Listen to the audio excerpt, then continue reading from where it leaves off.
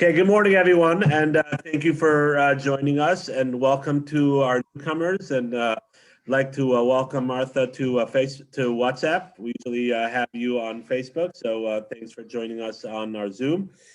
And for everybody else, thank you so much for joining us today. So we are up to page 142, day 42, which is another interesting discussion. And again, a lot of the discussions that we're going to have for the next couple of days, next couple of weeks, probably more like that, is regarding regarding different ideas of judging people, and what are you allowed to say more as a communal, or things that might not be considered lashon hara, even though they are a negative, right? But they fall either under toeles or they fall under something that is, constructive, which is toeles, but from a different perspective. So the case we have today is unique. I just want to quickly recap what we spoke about last week, because I think it's an extremely important idea, which sort of leads into this week a little bit. And then if we have time, we're going to keep a little short. I want to talk about Lag BaOmer for a couple of minutes, because Lag BaOmer is Thursday night, Friday. So what we spoke about last week, in a quick nutshell, was an interesting discussion. The case they gave was an interesting case, but the discussion basically revolved around is if you see someone doing something that you know is wrong, and we elaborated about the idea of not judging people, and we gave that story with the person that had some kind of thing that he needed iron, excuse me, right? But in a nutshell, if you know someone has done something wrong, are you allowed to judge them to the extent, meaning to say that that you are making that assumption that they did something wrong and that you're continuing to do it wrong? And we spoke about the concept that if you see someone doing something wrong, if you don't mind muting yourselves if you have background noise, thank you. So we spoke about the idea that if you see someone doing something wrong, and there's three categories, if you remember correctly. There was a category, let's say, of the tzaddik, most righteous person, someone that is on high caliber, right? As King Solomon says, never a righteous person in the world that doesn't sin, right? But at the same time, he's someone that has perfected himself, someone that has worked on himself. He or she has, shown that Torah, Judaism, God's laws, their relationship with God is something that they really care about and something that they really want to connect with, right? That's one category. The next category is to the opposite extreme, and someone that shows that he doesn't really care. He or she shows that they do it because they grew up that way, or they don't really do it so much, or they're very free with their interpretation on certain things, right? And wherever they're holding or whatever it is, but that's the kind of attitude they have. That's the kind of person they are, right? That's their relationship with our Father in heaven, with God, and that's the other extreme. And then you have the middle category, which is the majority of us. Right? The majority of us is the middle category of where we care about our relationship with our Father in heaven, right? We want to do the right thing, right? We're studying, we're learning, right? But let's be honest, we're not Ramosha Feinstein, we're not we're not Rebbetzin Jungreis, right? We're decent people, and we work and we try, right? But we do mistakes, and we have regret, but sometimes we have regret, but we do it again, and sort of we're in that stage, and each one of us, the gray area is a very large gray area, but we're working on ourselves. And so these three categories are very important regarding judging the person or giving them a rebuke the next day, right? And sort of the two things, and I'm being a little loose on it. And I said that we're going to spend more time on it this week, but I apologize. I had a very busy week and I didn't have too much time to spend to prepare on this topic. So hopefully next week I'll have a little more time. But I just want to talk about this idea, because it's so important that we have to remember that it's someone that's righteous, someone that's on the highest category. The Talmud says that even if you see them doing an avera, a sin, right, a transgression at night, you have to assume that by the next day, right, It's just an expression. But you have to assume that they already regretted it. They asked forgiveness from God. Right? If it affected someone else, they asked forgiveness from that other individual. Right? They have changed their ways already because they're holding on that level where their relationship with God, with their Father in heaven, is so important to them that, listen, as we said, we all have our evil inclination, but it's something that they took care of. Someone on the opposite end, right, the other extreme, you don't have to assume that they repented, right? You don't have to make that assumption because they're the kind of person, he or she is the kind of person that doesn't really care. Either they don't think they did something wrong, right, or they just don't give a hoot, right? If they did something wrong, right? So therefore, you don't have to make that assumption. What's the difference, right? You're still not allowed to judge someone, but if you're in that position of giving them rebuke, right? Or it's someone, for example, there's certain things that we can't do with someone that does certain things. This, for example, certain people that do certain things, we can't give them an aliyah for the Torah. Extreme things, right? Something that's extreme. Excuse me, right? The extreme things. But, right, if you've seen that person do that thing, you don't have to assume that they did regret and things like that, that you could give them an aliyah for the Torah the next day, right? There's certain, or other things, right? Or certain other kind of consequences. Let's say you're having a party and this person has always been mean to people and you don't want that environment in your house or at your party, so you could assume that that person probably hasn't changed because they're not the kind of person that cares to change, right? And therefore, you don't have to invite them to your party, right? So it's just, there's many different ramifications regarding, right, regarding this category, but that's the halakha. You don't have to assume that they change. Now, the people in the middle category, you don't have to assume that they became totally righteous like the first group, but at the same time, we do have to assume that they regretted what they did and they're working on changing. And once someone's in the category of working on changing, right, they are considered like they're changing. Now you're going to say, so what's the difference between this category and the top category?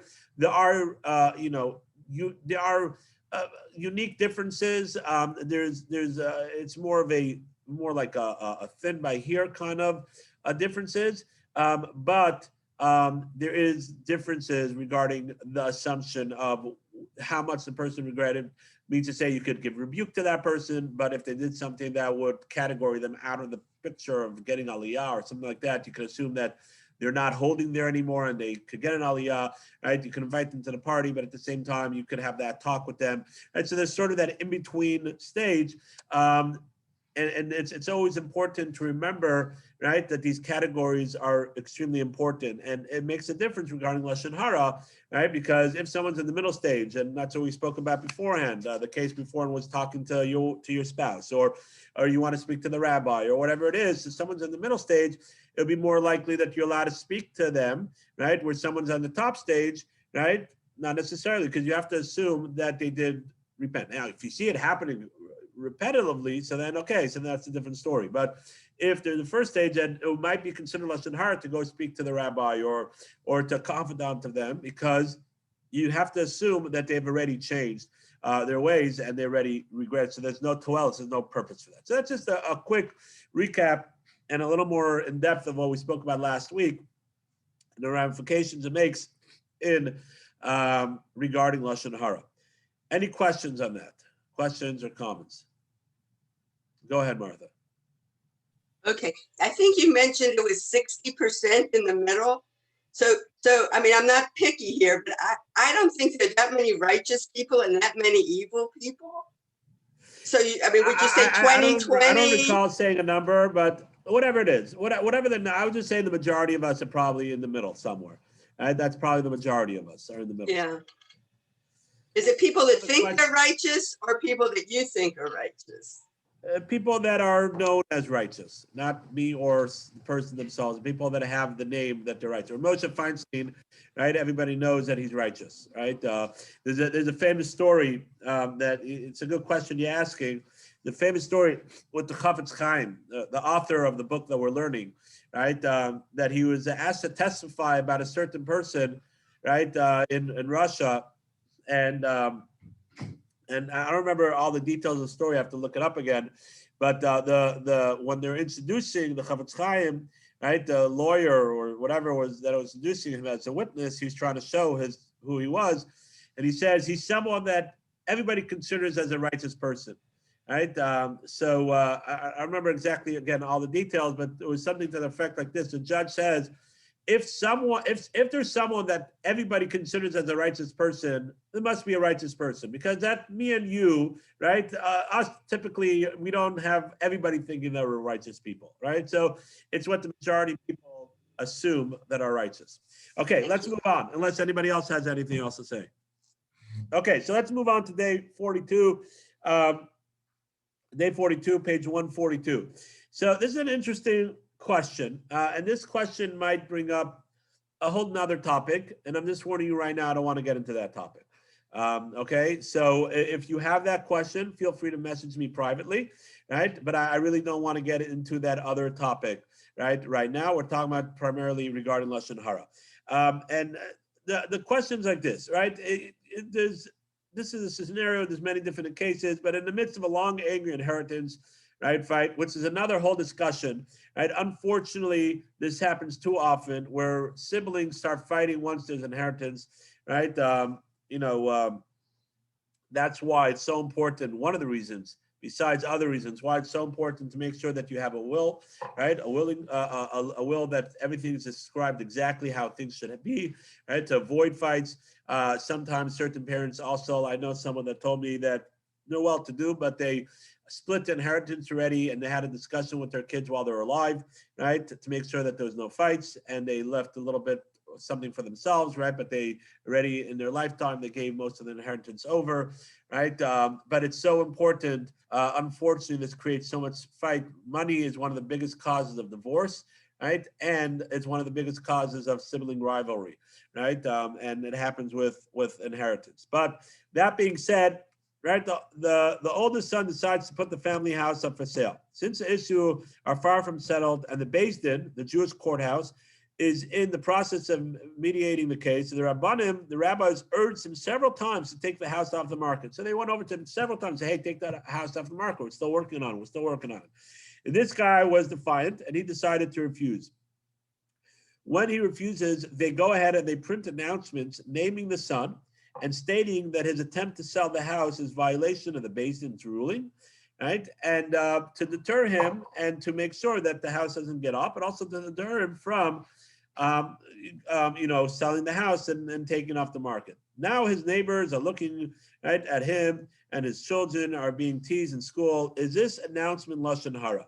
So the topic I don't want to get into is regarding the authority of Beis Din, right? And they're what they're able to do and what they're not able to do, or you might have heard of a case that they were. I don't want to get into that right now. That's not our discussion, right? It's an interesting topic. It's an interesting discussion. There's a lot to talk about. Excuse me, right? But that's not what I want to talk about. So please don't ask any questions on that, right? What we are going to talk about is, right? And this is an excellent scenario where really this is Lashon Hara. Right? As we mentioned before, you're not allowed to talk about other people in a negative way. The kids are being called names, right? Excuse me. Give me 1 second. Yeah, I'm just going to mute myself.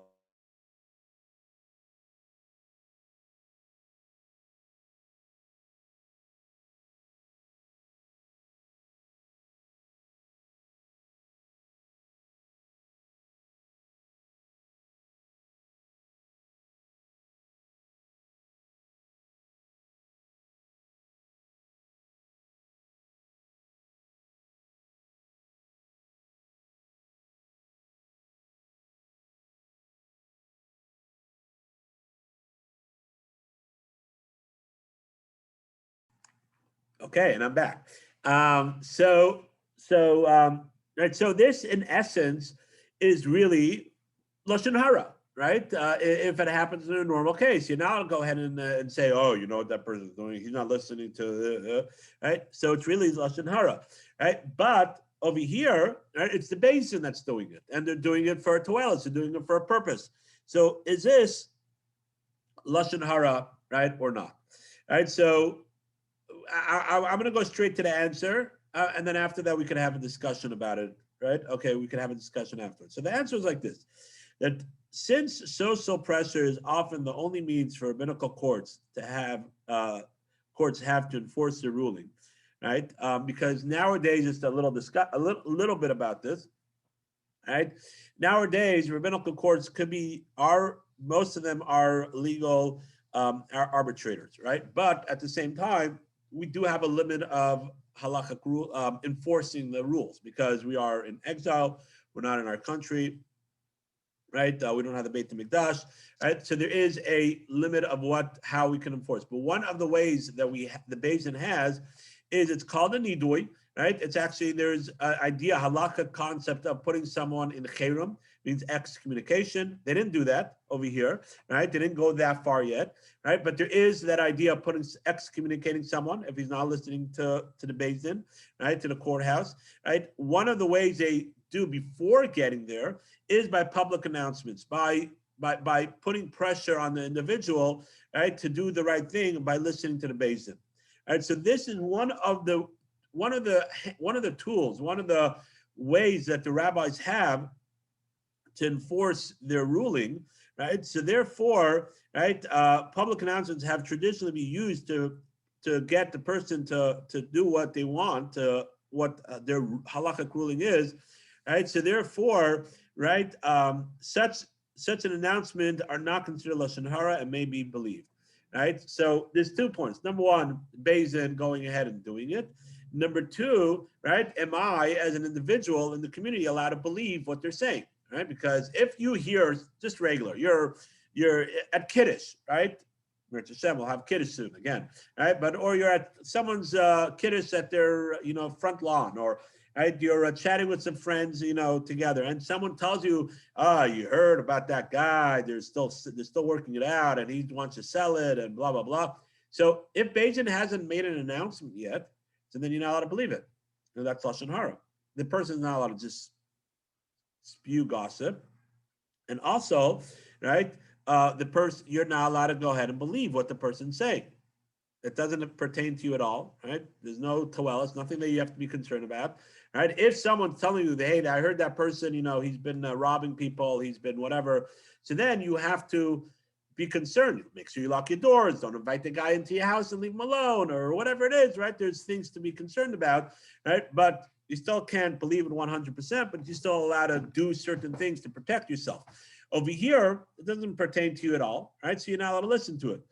But when Beis Din goes ahead and makes the announcement themselves, where it's one of their ways to be able to pressure the person, and the person is being over al divrei chachamim, he is not listening to the words of the rabbis, right? So this is a category, right, where it's actually an unbelievable case, because it's a category of where our emotions of what's right and wrong and what actually is right and wrong clash, right? And we have this sometimes, right? I had a discussion with someone the other day, an interesting question, right? The question was like this, right? We're all familiar that Yaakov Avinu, right? Jacob, our forefather, blessed his 12 sons before he died. And it's the end of the book of Bereshit, the book of Genesis, right? It's the last parsha, right? Parshas Vayechi, and it goes and speaks about the blessings that Yaakov gives his children. Now, the first 3 children, right? Reuven, Shimon, and Levi, right? Actually are rebuke. Right? They're actually rebuke. It's a rebuke. Yaakov rebukes them for some of the things that they do. So this individual, to the extent that when he calls Judah, right, starts talking about Judah, right, Rashi quotes, and it's based on the wording of the Torah, that Judah started moving back. He didn't want to get rebuked either. He said, okay, my father's on a roll over here, right, I'm going to move back, right? He didn't want to be rebuked, right? But he goes ahead and he blesses him for kingship and other things like that. So this individual asked me a very legitimate question, right? He asked me, 1 second, I don't get it, right? How could Jacob rebuke his 3 sons, right, in public, in front of the other kids, right? Not only that, the Torah goes ahead and puts it in the Torah, which is infinity and around forever. It's still around 3,000 years later. We're reading it now, right? almost 3,000 years later, and reading about how Jacob rebuked his eldest son and his two other sons, and about what they did. Right. So, but at the time, how can he do that? It was in front of other people. It's a good question. Right? If we think about it for a minute, it's a good question. And the answer that I gave him, and this is a great example, and this is an important topic to discuss, right? That we have to remember that the rules of Lashon Hara are based off what God decides is Lashon Hara. Right? Let's not forget that. Right? All emotions aside, all feelings aside of what's right and wrong, right? Ultimately, what is right and wrong is what God tells us, what Hashem tells us. That's what ultimately is right and wrong. Right? We're having the holiday of Shavuos coming up soon, right? The holiday of Shavuos is when we receive the Torah. It was the written Torah, the oral Torah, the emotions of Torah, the humanity of Torah, everything. Right? That's why ethics of our father, when we learned ethics of our father, we spoke about all the ethics of Judaism starts off, Moshe Kibel Torah Sinai. Moshe received the Torah from Sinai, reminding us that all ethics and everything are governed by the Torah.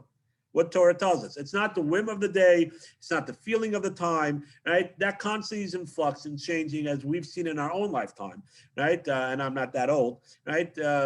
Society changing dramatically, right? Of what's considered right and what's considered wrong and blah, blah, blah, and all that stuff.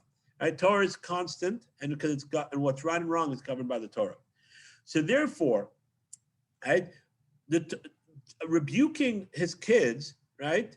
Rebuking his kids was more than just rebuking, was also teaching us lessons, right? And was elevating them through what he was telling them. And the other children had to hear, right? They were there at the time. They knew exactly what was going on, right?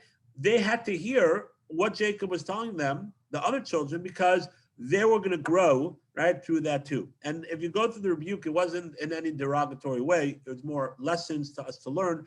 And there's a lot of deep lessons that the commentaries and the Talmud extrapolates from those verses and what he was saying. So therefore, Jacob was allowed, right, to say this in front of the children, and the Torah puts it in for us to learn from, right, because, right, the lessons that we're learning, right, that is halakhically allowed to do, and therefore it doesn't fall into the category of Lashon Hara, right? Same thing over here. Since Beis Din has the right, and they have to make sure that there's rule, there's law and order, right? So therefore, by needing to make sure there's law and order, this is a greater good for everybody to know that Beis Din has some way of enforcing their rules. And therefore, and again, I don't want to go into all the details of why this way, not that way, and that where we know they have this right and all that. It's a nice, interesting discussion, right?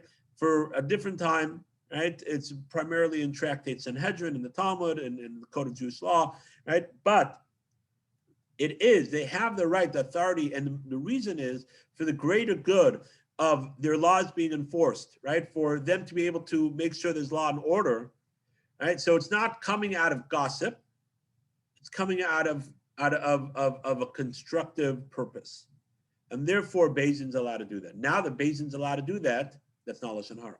Because Lashon Hara is when you're not allowed to do something, right? You're not allowed to say it. So since it's the same way we have Toelas, we had the 7 categories beforehand, this might not necessarily fall under all 7 categories, but it's a new idea of when you're allowed to speak that's not called Lashon Hara, because it's permissible for them to exercise their authority in this way, and that's one of the ways that they have, and therefore it's not considered Lashon Hara. All right, so that's the lesson of today. Right, this important realization that, first of all, when I learned this myself, I always remind myself that, in Ethics of Our Father in Pirkei Avos, it says, the very famous Mishnah, which we've said many times, we've used in many classes, and we talked about it in length in our Pirkei Avos class many moons ago, right? But there's a famous Mishnah in the beginning of chapter 4 that says, "Who is a strong one? One who overcomes his inclination. Who is rich? Right? He who's happy with his lot. Who is smart? One who learns from every person. Right? Who is honorable? One who honors other people." And it goes through a list of what we would assume in the secular world. Right? We have assumptions how things are. Right? Who's strong? One who lift the highest. Facebook every once in a while, I'm not sure why, I must have one time clicked on it, right? As for like advertisement videos, right? Live feeds, right? They show you certain things every once in a while. Right? I don't know, for some reason they've been showing me these people that are pulling cars on their backs, and people that are lifting these heavy weights and whatever it is. It's pretty cool to watch, right? For like 5 seconds, right? But that's someone that's really strong, right? He could pull a big truck, with a harness on his back, right? Carry these big barrels of lead, I don't know what, right? So to a certain degree, that is strength. But each level, each thing by itself is a lesson, and we talked about it extensively. But one of an inspiration I had, I don't know, a week ago when I was learning the Mishnah over again, was that I think the theme of the Mishnah, besides each thing itself being a lesson, right? The theme of the Mishnah is to remind us that just because we have a certain assumption in the secular world, right, or a certain assumption of how we perceive something, we think that's what's right and wrong. We think that's how it is, right? He's telling us, no, that's not how it is. Who's rich? It's not Bill Gates. It's not some Saudi prince. It's not someone like that, right? Who is rich? Rich is someone that is happy with his lot. And we have to go ahead and realize that that's what the Torah is teaching us. That's who's rich, right? That's someone that's rich. And the same thing with the other ones. And that's the same thing over here. What is right and wrong, right? What is right and wrong is what the Torah tells us is right and wrong. It's not necessarily what our feelings are. We have to get our feelings in sync with the Torah. Okay, we have a question from Emily, and then I'll take questions from Zoom. Go ahead. Okay, so 2 Torah thoughts to me that goes against this. And again, I hear where this is. I hear this. I understand that, but they can't whip people. They can't do all that stuff because there's no. But the Torah says if you embarrass someone, it's worse than killing them, or it's the same as killing them. And the Torah also says don't put a stumbling block. So to me, they're embarrassing them, which is a Torah value, or not to embarrass the Torah is a problem in the Torah. And a stumbling block that if they're going to put that in the paper, now is it not Lashon Hara for people to talk about it? It's like now you're asked. Now it's like now someone wants to talk about it. Okay, excellent question. It seems like 2 Torah values that it's going against. Okay, so let me just make sure that y'all hear it. So Emily's asking, right? One of the major, we know a big thing is that whoever embarrasses someone in public is as if you killed them, right? And then it's a stumbling block to other people. So the answer to both of those questions is that, again, what is considered embarrassing someone? What the Torah tells you is considered embarrassing someone, right? If the Torah allows you, right, it allows the basin to do this, so then now it doesn't fall under the category of embarrassing someone, right? That's the reason it's effective. Yeah, no. So there's a famous line from Baruch Ber. Baruch Ber was a great rabbi who lived pre-war Europe, late 1800s. Right? And he said a line like this. He said it in Yiddish, but I'll translate. He said, "Was is a shar? A shar is what the Torah sagt is a shar. What is an ox? An ox is what the Torah says is an ox." Now you're going to say, what does it mean? I see an ox. Of course we know what an ox is, right? But meaning to say that the halachic ramifications of what an ox is what the Torah tells you is an ox. It's the same thing. What is embarrassing? We have an English translation of embarrassing. What's emes? What's truth? Right? So truth is not lying. Yaakov Avinu ish emes. Yeah, Jacob's a man of truth. Yaakov Avinu went ahead and tricked his father. Right? So there's a whole discussion of why that is considered emes. Emes is not necessarily what the English translation that translates it. Right? Emes is what the Torah categories as emes, is what truth is. And it's the same thing, and that's the point I'm trying to bring out. And what is considered embarrassing? What is considered Lashon Hara? Right? What the Torah decides falls under the halachic ramification of embarrassment. The guy might be embarrassed, and that's why it's effective, 100%. Right? But halachically, right, it's allowed. Right? And therefore, since it's allowed, right, so therefore, yes, the whole way is that other people are allowed to discuss it because it's a lesson for everybody else. It's not Lashon Hara for the basin, and if people are discussing, and that's what it says, right? Right, and that's what it says. Such announcement are not considered Lashon Hara and may be believed and are allowed to be believed. I mean to say the other people are allowed to believe it, and that's part of the power of it. And it's also a lesson for other people to realize that the authority and the importance of having law and order. Having law and order is extremely important. One of the 7 mitzvahs of Bnei Noach, not only the Jews, one of the mitzvahs is law and order, making sure that an ability to enforce the law. right? To make sure that there's one of the fundamentals of society, right, is to make sure there's law and order. One of the fundamentals of Lashon Hara is to make sure that we have a healthy society. So the two things are trying to accomplish the same thing. So since this is one of the ways to be able to enforce that we have a healthy society and there's law and order and people are following what the Basins does, so therefore it's accomplishing the same thing as what would normally be not allowed to speak Lashon Hara. And so halacha, it's not for us to decide. We have to look at the halacha, and we have to look at what the rabbis teach us. We have to look at what the Torah tells us, right? But when we have halacha, is not just what the English translation is. Halacha is, right, what is it's not what the reason is that makes us understand it. But halacha is what the essence of the way the Torah tells us this is permitted or not permitted. Right? And therefore, that's why Yaakov is considered Ish Emes, a man of truth, even though he went ahead and tricked his father. And that's not for today's discussion. It's a whole class within itself. I gave a lunch to learn on it, right? And we talked about it in the past. Right? And that's the same reason why, right? Over here, even though theoretically you're speaking negative about someone and you're believing something, but it's the way it's to be able to make sure that there's law and order, and that's for the health of the society, right? And that's one of the ways that Beis Din has ability. So therefore, halakhically, it's not considered, right, Lashon Hara, because Lashon Hara, one of the fundamental things of Lashon Hara also is an unhealthy society. People talking about other people, hurting other people's feelings, and things like that. And over here, the person, brought it upon himself. That's not necessarily an excuse within itself, right? But he did it in a way by not listening to the authority, and therefore this is one of the ways that they have a way of doing it. But the point of all this is that we have to reinforce, and that's why it's such an important lesson, that and this is not only for this, it's for everything. And when I talk about other topics also, what is marriage? What are some touchy subjects? It's what the Torah defines for us of what it is. Right? And it's the same thing with Lashon Hara.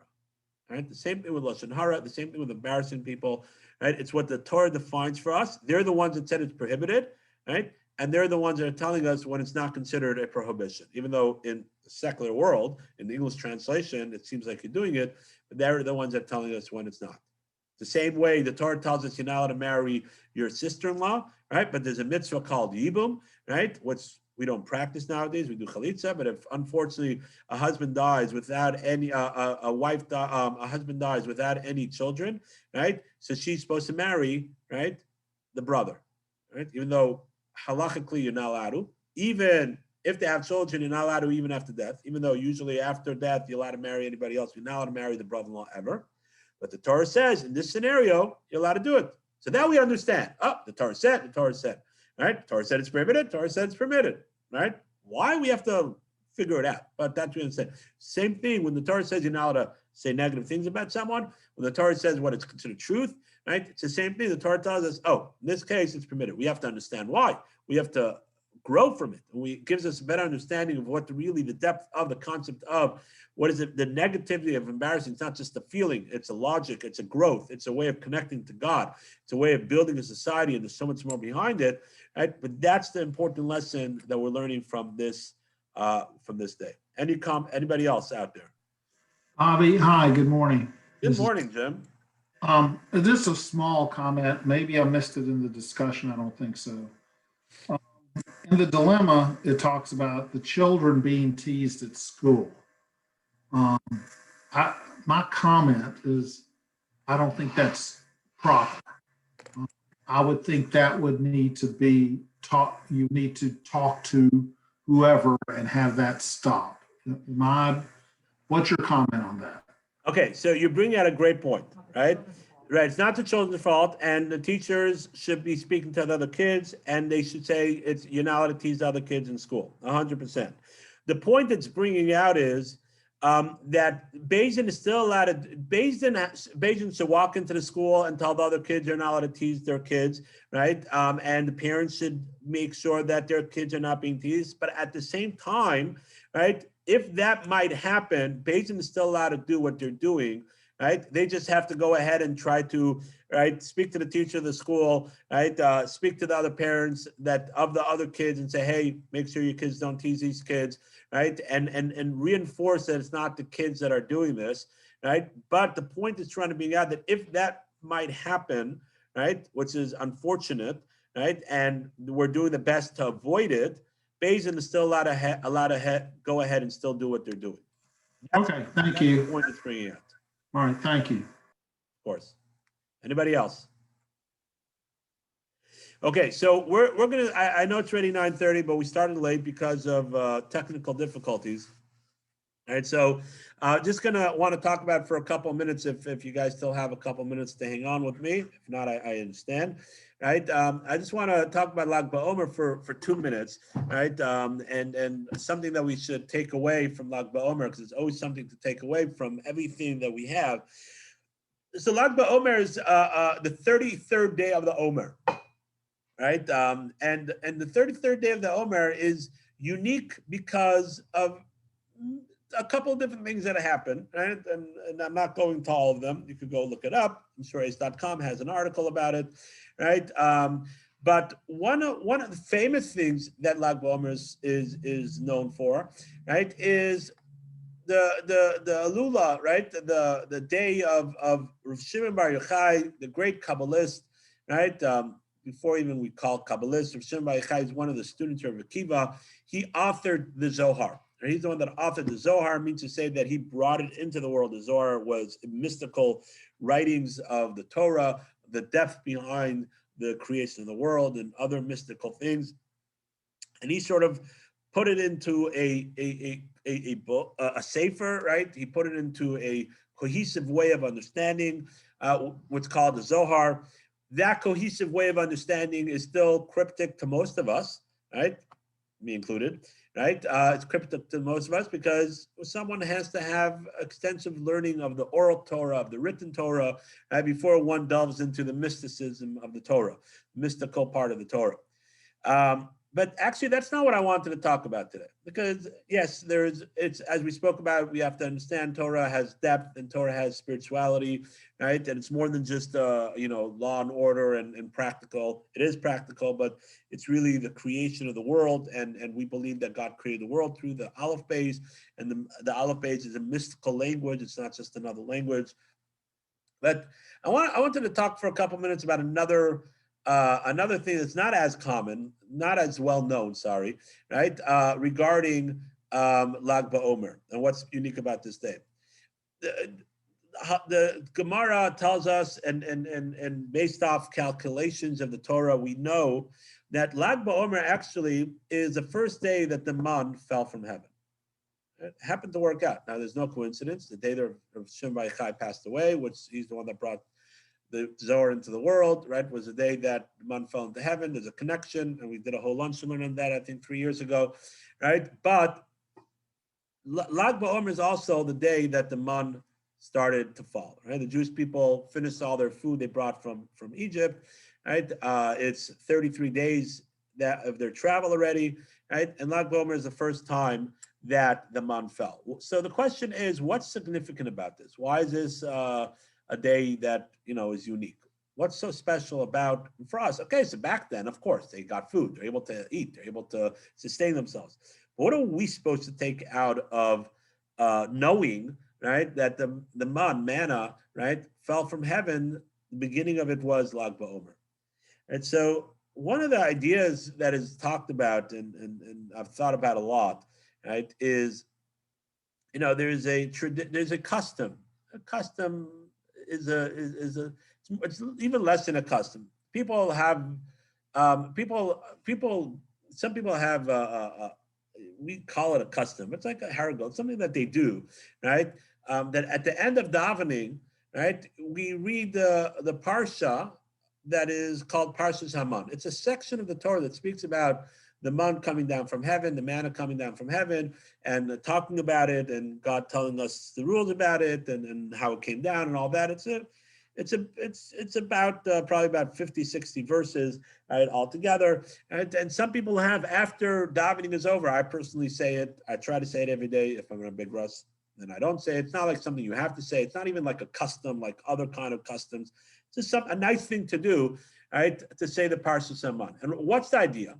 What's it? Why? Okay. I finished davening. I woke up at 6:30 to go to davening, right? And I finished about 7:30, right? It's long. Like, why do I add that? Why am I adding that? Every day. Every day. Every day. Every day. Yeah. In the article Siddur, if one wants to open it up for a second. All right. In the article Siddur, it's in the black article Siddur. It's on page 181. 181C, I guess. And I didn't even know that. It's 181C, 181G. I don't know why they did this, but okay.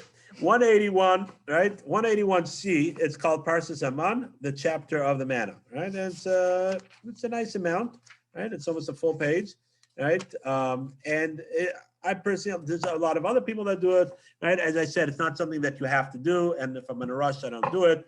It's right after the 13 attributes of faith, right, that are in there. And the question is, why do people do it? And what's the idea behind it? So the commentaries that bring this down, that to say it, speak about this idea that what we're doing is reinforcing every day that we believe ultimately that God is the one that's in control of our finances. God is the one in control of what we have and what we don't have.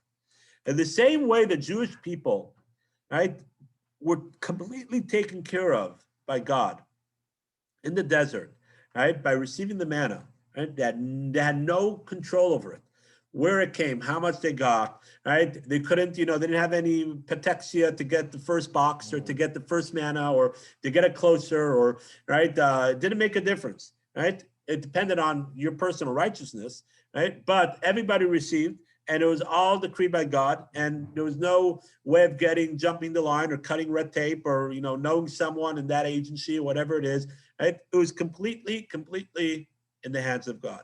And it was a mystical food also. So when we read the parsha of the manna, is what we're reminding ourselves every day, and it's sort of just a quick reminder that we're not in control. We have to go ahead and do our effort, right? We have to go ahead and collect the manna, right? We have to go ahead and do what we have to do. But within reason, realizing that ultimately God is the one that's in control. He's going to be decreeing how much we make and how much we don't make. A lot of times it's decreed in how much effort we put in.